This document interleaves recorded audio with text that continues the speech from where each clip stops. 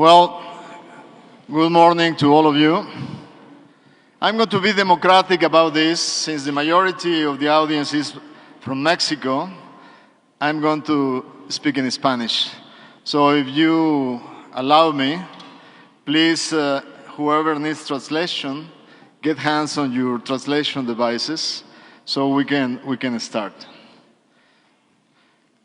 First of all, I'm going to say it in English because Aldo Cristia speaks some Spanish, but I want to welcome to Mexico Minister Cristia Freeland, who used to be my counterpart as Trade Minister of Canada, and now she's entrusted with foreign affairs, plus with the US also the potential renegotiations in NAFTA.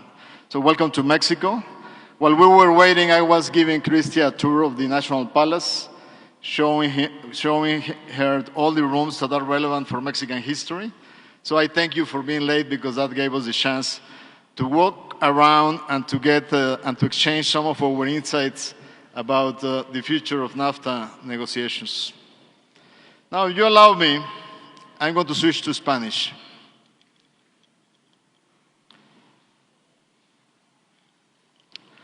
Este es el quinto año consecutivo que me toca participar en este llamado que hace el Consejo de las Américas, en esta ocasión ciudades de América Latina, aquí en la Ciudad de México.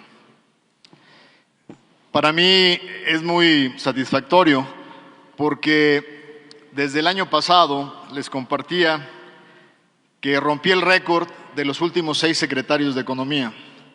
Soy el único secretario en los últimos 12 años que puede decir que lleva casi 5 años en el puesto. Mis antecesores duraron en promedio 2 años, 6 de ellos. Ahora, lo interesante de este récord es que parecería ser que los últimos 2 años iban a ser la oportunidad de cosechar todo el tiempo invertido en la estrategia no solo de política internacional comercial de México, sino también en la estrategia de política industrial y de mejora en el ambiente de competencia y de regulación. Habíamos, con las instrucciones del presidente, avanzado de manera rápida en poder restablecer la modernización del acuerdo con Europa. Hace apenas menos de un mes estuvo aquí Cecilia Malmström y conjuntamente con ella pudimos establecer un programa de negociaciones que ya vamos en la 4ª ronda para intentar cerrar este año la modernización del acuerdo con Europa. Bajo instrucciones del presidente pudimos cerrar en agosto de 2014 la negociación de Alianza Pacífico y pudimos ya establecer la aprobación en el Senado, teniendo hoy libre comercio en el 92% del universo arancelario. Y como recordarán ustedes, justo con Cristia, pudimos estar justamente en la firma en febrero en Auckland, Nueva Zelanda, del Tratado del Pacífico, el TPP, cerrando así un proyecto que nos llevaba a una diversificación intensa de la política comercial de México. Al este con Europa, al sur con América Latina y al oeste con Asia, con quienes era urgente tener un marco creíble y estable en el proceso. Sin embargo, al norte habíamos previsto simple y sencillamente un programa muy a fondo con Canadá y Estados Unidos del poder mejorar los costos de transacción a través de una agenda que nos llevara a facilitar los procesos de integración productiva que veníamos desarrollando en los últimos 20 años. Sin embargo, claramente, en mayo, que fue la última vez que estuve aquí en el Council of the Americas, no tomamos en cuenta la posibilidad de que en la elección de noviembre pudiera haber un cambio radical hacia adelante. Ese cambio nos alcanzó y ese cambio hoy es una realidad. Y si iniciemos repasando un poco cómo nos cambia, al menos en el panorama comercial, la perspectiva, pues les vengo a compartir. Me acabo de bajar ayer del avión, regresé de Vietnam y en la reunión de APEC las señales fueron las mismas que hemos escuchado en el G20 y que seguramente escucharemos en el G7. Hay un nuevo posicionamiento en materia de comercio global multilateral, donde hay un nuevo lenguaje por parte de nuestros vecinos al norte, los Estados Unidos, donde se comenta y se establece en los términos de declaratorias que siguen comprometidos con el multilateralismo, pero definiendo claramente un objetivo, que el comercio debe ser justo, algo que antes escuchábamos de otro tipo de países, y en esa justicia básicamente el bottom line del mensaje es que Estados Unidos está convencido que tiene que reducir sus déficits comerciales con el mundo. Eso quedó claramente establecido en la participación de Robert Lighthizer en la mesa de discusión de ministros responsables de comercio en Vietnam, en donde Estados Unidos claramente opinó que no deberíamos de tener un acuerdo para la declaración total de ministros y se inclinó por una declaración del chair, quien era Vietnam, en donde al mismo tiempo pidió que no se hablara de un consenso sobre la lucha en favor del libre comercio y en contra del proteccionismo, claramente resaltando que Estados Unidos va a enfatizar profundamente su derecho a utilizar los instrumentos. Lo que pasó en Vietnam no es nada diferente de lo que el secretario del Tesoro estableció en la reunión de ministros de Finanzas del G20. Hacia adelante en multilateralismo, el siguiente reto será en diciembre en Buenos Aires, donde los ministros responsables de comercio nos reuniremos para dialogar sobre el futuro de la Organización Mundial del Comercio, el avance o multilaterales. La única excepción seguramente será NAFTA, dada la naturaleza trilateral del proyecto y dado que en su marco en sí mismo está construido un diálogo y una negociación trilateral. Esto incluso frente al asombro de que sin duda hay acuerdos plurilaterales que son del interés de la comunidad de negocios de Estados Unidos. TISA es un gran ejemplo de ello, el acuerdo de la OMC plurilateral, lo mismo que ocurre en el caso de los bienes ambientales, lo mismo que seguramente ocurrirá en cualquier negociación que tenga que ver con la economía digital y la liberalización de servicios. En ese sentido, es clarísimo que va a haber una diferencia entre el interés esencial en la acción plurilateral paralela a los acuerdos de Doha y lo que sería un poco la visión estratégica de la comunidad empresarial de los Estados Unidos. Ahora, si tratamos de enfocarnos sobre el reto que es fundamentalmente el tema que ustedes están pensando que platiquemos, que es la próxima negociación, ¿dónde estamos en relación a la negociación de NAFTA? Bueno, primero, México, como ustedes saben, por instrucciones presidenciales, habíamos lanzado ya el proceso de consultas que llevamos prácticamente desarrollado y concluido a nivel sectorial. Una cantidad impresionante de reuniones con el sector privado, de consultas con los diferentes actores y organismos no gubernamentales y seguiremos muy de cerca con el Senado de la República este proceso. Estábamos esperando la definición de los tiempos en Washington y finalmente estos llegaron con la ratificación de Robert Lighthizer justamente para poder permitir la notificación. La notificación llegó el día 18 de mayo y muchos actores fueron sorprendidos por el hecho de que la vieron muy sencilla, la vieron a nivel de objetivo muy general y que no profundizó en ningunos objetivos específicos de negociación pues que pudieran ser alarmantes para nuestras comunidades de negocio en Canadá o en Estados Unidos. La verdad es que eso demuestra que Bob Lighthizer es un jugador que tiene muchos años en esto y sabía que la carta de notificación no tenía que llevar un nivel de profundidad y sería más sencilla para poderla procesar en el Congreso de Estados Unidos sin necesidad de anticipar controversias de visión entre quienes sin duda tendrán un gran papel, que son los diputados y los senadores norteamericanos.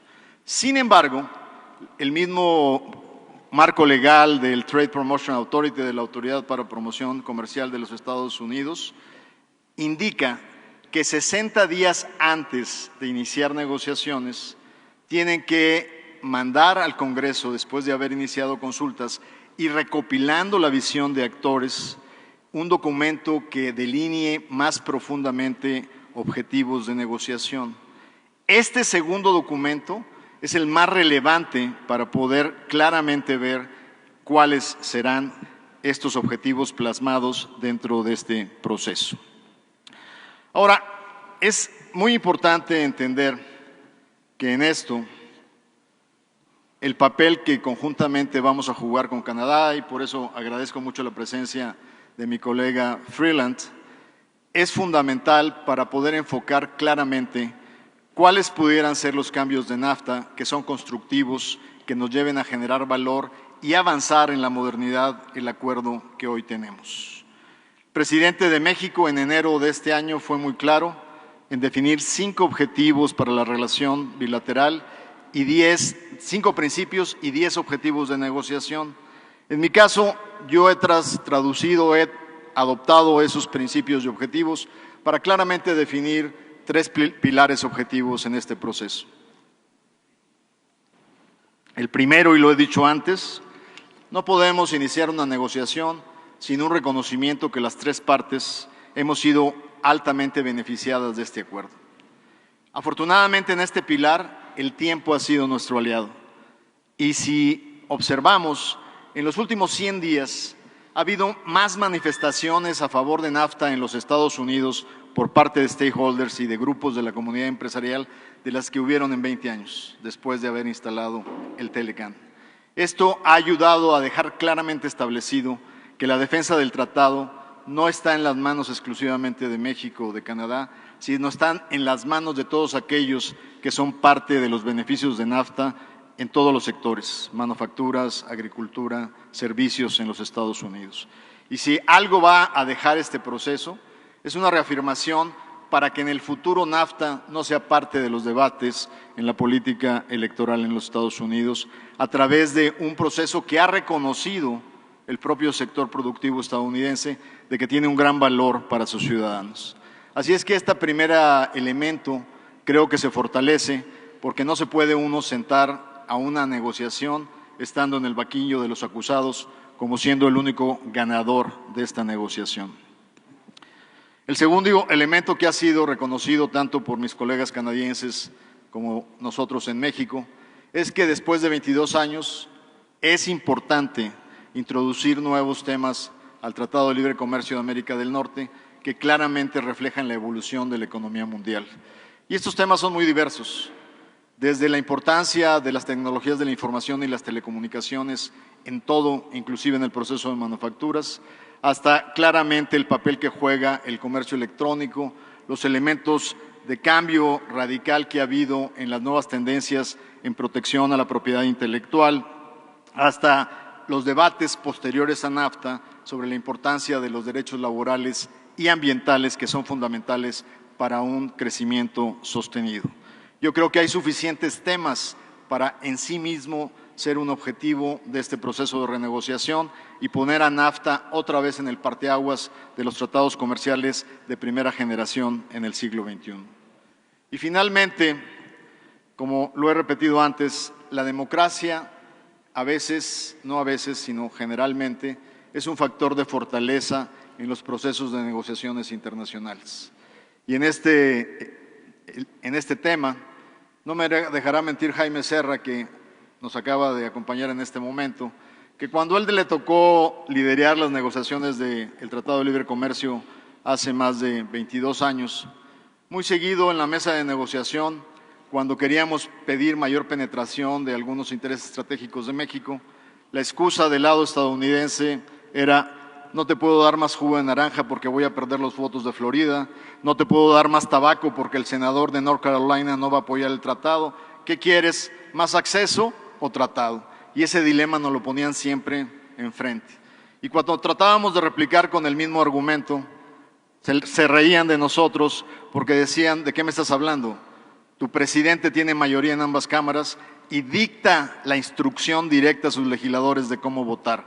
Así es que no me vengas a decir que México tiene un problema de check and balance que sea insuperable. 22 años después, la realidad política nos ha alcanzado. La democracia mexicana es una realidad que nos crea equilibrios y balances en el sistema. Y eso garantiza que, independientemente del buen deseo de un negociador de traer un tratado comercial positivo, que es una solución ganar para México, no solo es un deseo, es una necesidad política para que este proceso tenga resultados. Así es que hoy, parados frente a un proceso de renegociación, estamos obligados a que haya un espacio para Canadá, para Estados Unidos y para México, de poder tener la aprobación de ese instrumento entre los cuerpos parlamentarios y legislativos de nuestros países. Yo creo que hacia adelante es claro que tenemos que prepararnos para iniciar una negociación que seguramente estará arrancando a fines de agosto, mediados fines de agosto, y que sea un proceso que tome en cuenta, sin duda, las restricciones del ambiente político que imperan en los tres países. Cada uno tenemos nuestras restricciones. Estados Unidos tiene una elección de medio término y México tiene su elección presidencial. Sin duda, lo mejor que podemos hacer para inversionistas y para las entes económicas es mandar señales claras y de certidumbre. ¿Qué significaría eso? Significaría la capacidad que tengamos los tres países de que en el momento que lancemos negociaciones podamos definir claramente los objetivos de negociación. Esto es fundamental para poder tener un proceso de negociación eficiente. Siempre hago la analogía, si NAFTA fuera un paciente y lo vamos a poner en el quirófano, sin una ruta hacia dónde vamos a ir en el proceso para mejorar la calidad de vida del paciente, lo que podríamos hacer es terminar descuartizando al paciente. Por lo tanto, decir de qué se tratará esta negociación y de qué no se tratará esta negociación es fundamental. Nos ayudará para estabilizar los mercados y nos ayudará para definir claramente la eficiencia con la cual condujamos los procesos. Estamos parados hoy frente a ese reto.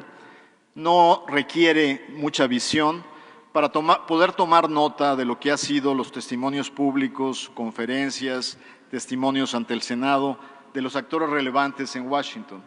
Y conjuntamente con nuestros amigos canadienses podemos anticipar algunas de estas líneas. Sin duda, hoy, frente a muchos de estos testimonios, sabemos que hay una nueva visión de Washington sobre el TPP.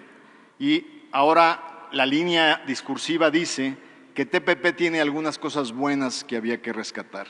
¿Qué nos quiere decir esto? Que el esfuerzo indirecto que se hizo en TPP para modernizar NAFTA atrae el interés de nuestros amigos en Washington. Pero es muy importante subrayar que los países socios de TPP estuvimos dispuestos a hacer un paquete integral y hacer concesiones sujetos a beneficios de la ampliación de un mercado asiático y de una mayor profundización en el acceso a Japón. Al retirarse Estados Unidos del TPP, lo que refleja el TPP en materia de disciplinas son concesiones que pierden su balance y que es necesario volver a balancear en la negociación de NAFTA a partir de agosto. En resumen, nadie debe de tomar por seguro que lo que está en TPP está en la bolsa. Habría que analizar el paquete conjunto de nuestra discusión y nuestra negociación. En segundo lugar, es clarísimo que también observamos tendencias en esta discusión. Hemos escuchado repetidamente la posibilidad de fortalecer las cadenas de integración en América del Norte, de, a través de las reglas de origen, fortalecer la parte del valor agregado generado entre Canadá, México y Estados Unidos. México no se opone a esa visión siempre y cuando lo que hagamos tenga lógica en integración de cadenas productivas. Les doy ejemplos muy claros en donde la racionalidad y el sentido común debería prevalecer. El caso de electrónicos. Para hacer un televisor, prácticamente un producto muy importante de exportación de México, solo el 32% del contenido es hecho en América del Norte, el 68% viene de Asia. Si de repente quisiéramos ser y lógicamente ambiciosos y exigirle a la industria eléctrica que integre un televisor a nivel del 90% regionalmente, seguramente las empresas como LG y Samsung les va a resultar más barato exportar completo el televisor y pagar las tarifas que hoy enfrenta que sujetarse a los costos de relocalización de plantas que no necesariamente tendrán los recursos o los talentos humanos disponibles en el corto plazo. Así es que cualquier esfuerzo en fortalecimiento de reglas es bienvenido siempre y cuando no sea un disparo en el pie y terminemos perdiendo todos los que estamos involucrados. Lo mismo hemos escuchado en función de otros objetivos, como lo que ha sido un discurso muy claro para reducir el déficit comercial de Estados Unidos a nivel global. Claramente hay un gran debate, y no es debate, es sentido común, donde la mayor parte de los economistas coinciden que la variable a analizar la fortaleza de una economía no es el déficit comercial. En dado caso, habría que analizar la balanza de cuenta corriente, que incluye también servicios, pero sobre todo hay contrabalances fundamentales macroeconómicos que garantizan la fortaleza de un país frente a su situación comercial. Pero asumiendo que este debate va a ser con tintes mercantilistas, tendríamos que prepararnos también para una visión que no solo está enfocada en el déficit global, aún peor, en déficit país-país, que no toma en cuenta que hoy no negociamos bienes finales, sino insumos intermedios que forman parte de las cadenas globales de valor. Y en ese sentido, tenemos que ser muy cuidadosos de cómo establecer objetivos de lo que llaman trade relocation. Lo único que México ha sentado y ha dejado claro, que cualquier esfuerzo para mejorar las condiciones de balanza entre los tres países tiene que estar fundamentada en que debe de ser a través de expansión de comercio, no a través de reducción de comercio. Una y otra vez hemos dejado claro que no aceptaríamos ni restablecimiento de aranceles ni establecimiento de cuotas que restrinjan los flujos comerciales. Esto fue en la última conferencia en Washington del Consejo de las Américas, estuvo Wilbur Ross, y me gustó que lo escuché decir efectivamente algo similar. Pero entendiendo que su posición también es de negociación, terminó la frase diciendo, al menos que estemos obligados, porque Canadá y México no estén de acuerdo, a poner tarifas y aranceles. Entonces, claro que lo tiene que poner como una amenaza dentro de la negociación, cosa que también pues, tiene su respectiva respuesta en Canadá y en México. Pero finalmente, yo concluiría diciéndoles, soy positivo, soy bastante positivo, no utilizo la palabra optimismo, pero sí positivo de que podemos llegar a una buena negociación, estableciendo una pista de aterrizaje que nos permita poder conservar la generación de valor en América del Norte, profundizar la competitividad y evitar acciones que destruyan valor y distorsionen lo que juntos hemos creado en los últimos 20 años. Estaremos trabajando muy de cerca con el sector privado, con los sindicatos mexicanos y con los interlocutores para conforme avancemos en este proceso podamos definir una sola posición de México en esta negociación. Con esto les agradezco muchísimo su atención esta mañana y estoy a sus órdenes para cualquier pregunta.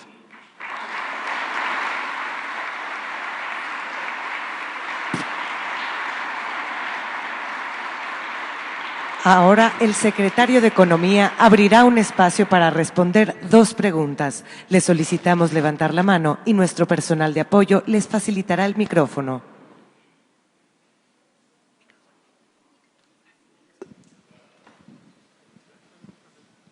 Bueno, buenos días, señor secretario. La primera pregunta, tenemos un déficit. ¿Se podría decirnos quién es usted? Mi nombre es Alfredo González Sánchez, soy consultor empresarial y trabajo en las universidades, trabajo en 3 universidades también. Le quiero comentar, tenemos un déficit en los Estados Unidos de $60 billones. Ellos pueden o vendernos más o nosotros vender menos. Evidentemente eso no es ganar-ganar. Otro concepto es que muchas de las empresas que están representadas en esta negociación comercial pues son evidentemente negociaciones entre compañías donde la mayor parte de la rentabilidad se queda del otro lado, en los Estados Unidos.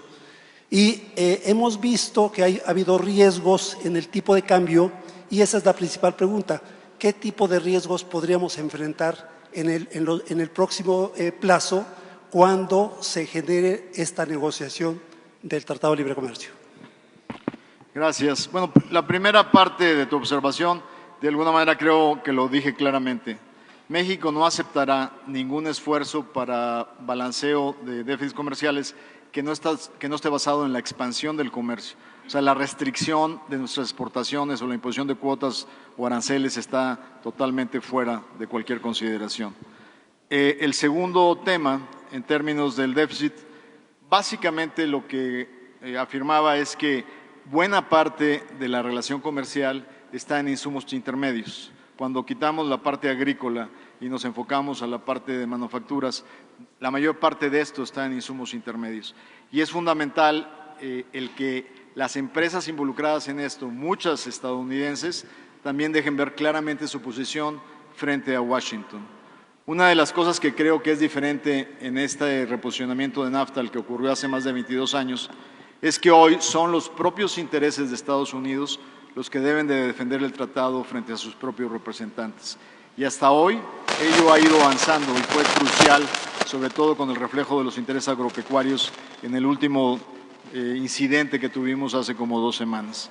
O sea, México no debe de ser el que dé el frente ante legisladores o senadores estadounidenses.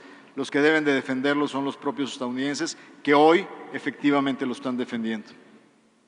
Y en materia de tipo de cambio, creo que los stakeholders en enero les quedó clarísimo que sobre reaccionar a cuestiones mediáticas superficiales como tweets o declaraciones de corto plazo es sin duda contrario a sus propios intereses, y hay que esperar una definición clara de lo que viene siendo política pública para poder realmente tomar decisiones en los mercados. Y de alguna manera una combinación de cosas han permitido que las cosas se mejoren en el año y que lleguemos al fin de un primer cuatrimestre donde sorpresivamente ahora las proyecciones de crecimiento se están revisando a la alta. Tenemos resultados mejor que los esperados en este cuatrimestre y sin duda hacia adelante va a ser fundamental. El inicio de esta negociación, quiero decirles claramente, así como digo que creo que hay una muy buena posibilidad de aterrizarla correctamente, también les digo que esto va a ser una montaña rusa. Habrá días malos, habrá días buenos y habrá días peores y mejores. Lo importante es que los actores económicos estén sin duda viendo elementos fundamentales más de fondo en lo que está pasando. Si los mercados sobrereaccionan a estrategias de negociación, generalmente se estarán equivocando. En el caso de México, y seguramente la ministra Freeland lo compartirá con ustedes en la siguiente exposición junto con el canciller, le diría que lo dejó claramente establecido esta primera parte de la experiencia hasta abril. Los que movimos el tipo de cambio fuimos los mexicanos. O sea, de alguna manera hubo sobrereacciones al arranque del proceso que después se fueron modificando. Y finalmente, creo que a Washington también le quedó claro que cada vez que hay una tweet, el objetivo de ellos de vender más o exportar más se limita y es contraproducente, como lo vimos con el desempeño de las exportaciones mexicanas en el primer trimestre. Gracias.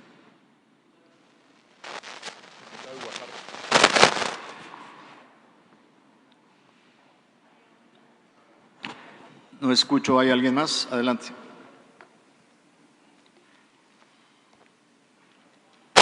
Hola. Armando Ortega, presidente de la CANCHAM. Secretario, vemos con confianza, probablemente igual que usted, no con absoluto optimismo, la negociación del TELCAN. Pero nos parece muy sano que México esté impulsando un proceso de sustitución de importaciones.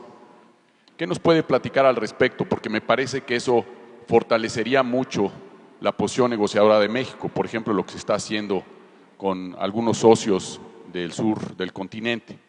Gracias. Sin duda, lo que hemos compartido con el Consejo Coordinador Consultivo del Sector Privado para Negociaciones Comerciales e Internacionales es que la estrategia de la política comercial exterior de México, desde el inicio de esta administración, como se los comenté, está enfocada a profundizar y diversificar nuestros lazos. Claramente seguimos siendo muy ligados a la economía de los Estados Unidos, pero estamos avanzando no solo en los frentes que ya compartí con ustedes, sino claramente estamos en un proceso de diálogo con Brasil y con Argentina, que hoy tienen una redefinición en cuanto a su posicionamiento frente a integración global. Y en ese sentido, nos queda clarísimo que llegar a acuerdos con estos dos países es fundamental para poder tener alternativas frente a una situación difícil que encontremos en estas negociaciones. Para poder tener credibilidad en la mesa de negociación, tenemos que tener la capacidad de poder diversificar mercados. Claro, en la parte de importaciones es muy factible, es mucho más difícil la colocación en la parte de exportaciones cuando las cadenas de valor se han construido con tanta profundidad en los últimos 20 años. Pero sin duda la estrategia de política comercial internacional es fundamental, no solo por la salud económica del país, sino como un elemento dentro de la posición en la mesa de negociaciones. Muchísimas gracias a todos ustedes. Agradecemos al secretario de Economía por su participación.